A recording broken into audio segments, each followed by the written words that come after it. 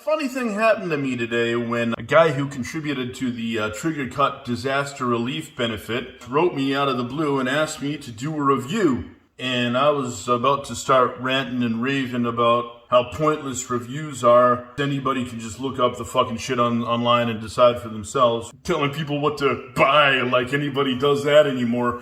I'm not gonna refuse an opportunity to rant and rave on the fucking internet. So of course I said yes. I did the right thing for a review and neglected to look up any information on the band. Name of the band? BEDTIMEMAGIC. Name of the album? Pillow Talk. The track list includes songs with titles like Long Kiss Goodnight, Old Mattress, Hospital Corners, Dirty Sheets, Guest Cot, Wild in capitals, which might be an acronym for something, Snore, Snore, Snorer, Warm Milk, Endless Slumber, and Waking Dream. There might be a theme here, which is a hilarious joke. Let's get right into it for a listening session.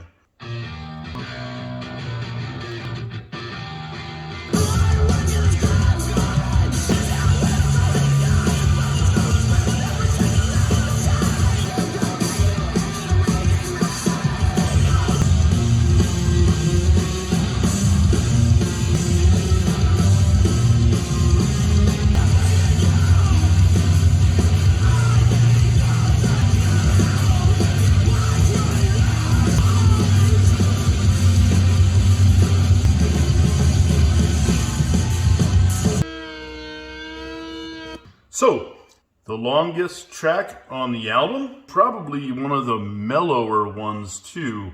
Bearing in mind that I had purposefully neglected to look up any information on this band, the first thing I was wondering when I listened to this first time, is this a two-piece bass and drums band? The second instrument kicked in toward the melodic part, about 2 minutes in. That sounded like a bass too.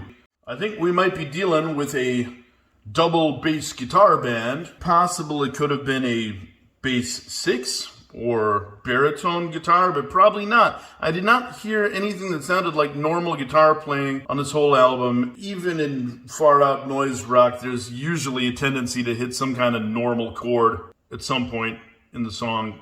On a whole album, you're gonna hear something that sounds like a guitar. I didn't hear it. It didn't sound like one of those gimmick things either where, a bass run through an octaver or something. There was some really good overtones and feedback and harmonic sounds, scrapey sounds, which I think is from frying your bass through an overdrive. And then there are parts in songs where like some kind of low chug thing kicks in that might be a baritone guitar or guitar tuned to like B or something, but it just doesn't sound like there's a guitar here. I think it's a two bass band, and that's very interesting. Now I'm gonna subject you to some little highlights. Second song starts off. It sounds like it could be a guitar. It doesn't sound like a gimmick, and this is really solid rock. There's a tendency in other fields of music where people do gimmicks running their basses through octavers and phasers and all kinds of shit, and I'm so fucking sick of it. Or two-piece bands that have like a looper, they'll run a bass line through a loop, and fuck that. Now this did not sound like any kind of gimmick at all. This is solid shit, Dirty Sheets, what does that sound like? There's no way that's a normal guitar there. Getting alternative ways to get heavy sounds, apart from just doing power chords and palm muting thrashy stuff that everybody's heard a million times.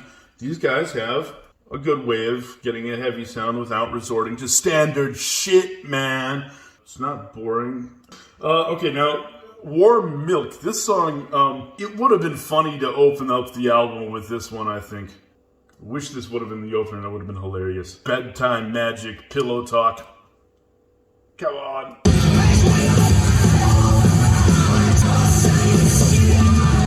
That would have been funny as an opener, but I can understand. Well, whatever. Now, let's skip to the very end. Have a quick listen to Waking Dream, the last song. This has some interesting points about the two bass theory. Prove me wrong. We'll see. See, this is bass music, and I love that. I am originally a bass player, and I'm also a two-piece band guy, so I appreciate this kind of shit a lot. I don't know, there's this funny part in the middle where it stops and you can hear this guy going like, the drugs didn't fucking work, man. Drugs didn't fucking work, man. And it's like, I can relate to that, but the last time anybody dared to sell me bunk shit, I was like 18 years old. Anyway, I would like a lyric sheet to this. If they played in Hamburg, I would travel to probably Die Schute, which is in a houseboat. And I saw the guy from the X there in King Champion Sound. And he's playing in the basement of a little houseboat. It was fucking awesome. And that's probably where Bedtime Magic would play if they came to Hamburg.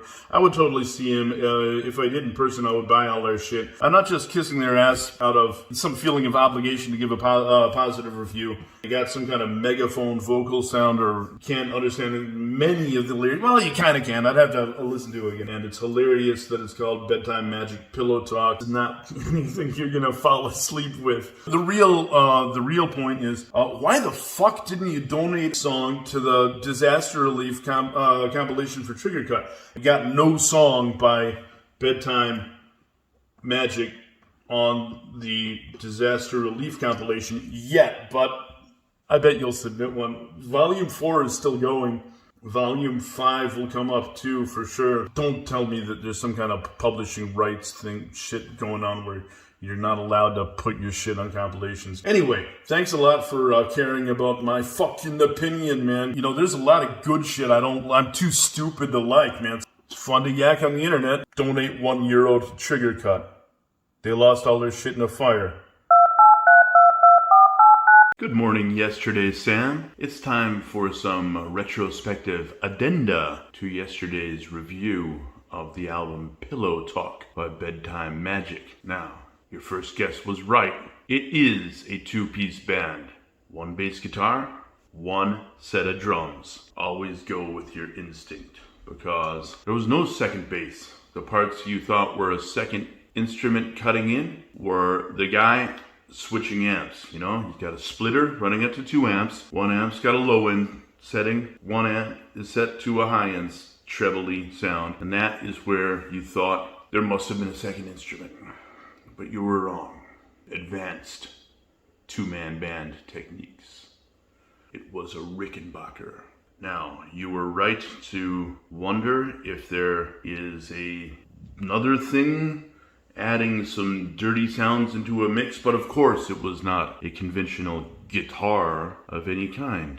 It was an organ foot pedal being played by the drummer and presumably run through all manner of distortion. You spent so much time wondering if this is 2 bass guitars and is there a second instrument. You neglected to mention the drumming, which featured some very musical parts. This is not hi-hat, cross-sticking, boom-boom standard issue shit. Some very well thought out drum parts, and it's gonna really rock live. When you see him to play in Hamburg, people will comment on that. Yes, they will comment on how much the drums rocked. You also neglected to mention the songwriting, which is really what it comes down to. It didn't really sound monolithic like you might expect as a veteran of doom and sludge. Bedtime Magic managed to switch it up a fair amount, going from pure noise and really discordant slamming on chords, crazy dissonant chords, to melodic parts. And yeah, the songs did sound broken up. It was not wallpaper texture of massive distortion, as is so common. While you're creaming your jeans over what a great job they did as a two-piece band, you neglected to neg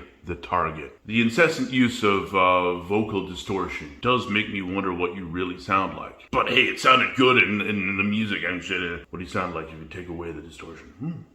Some of that feedback, magnificent little splashes of feedback. Was that feedback from the mic or from the amp? And then you could ask about all the pedals they used, but we're not going to spurg out like that just now. It was nice how they packed in so many sounds that you can get all technical and nerd out about a 20-minute album. You also neglected to mention when you play in Hamburg, can Shice Squad open for them being Bedtime Magic? You should still submit a song to Volume 4 of the Trigger Cut Disaster Relief compilation. Enjoy the next arbitrary fraction of eternity. Bye.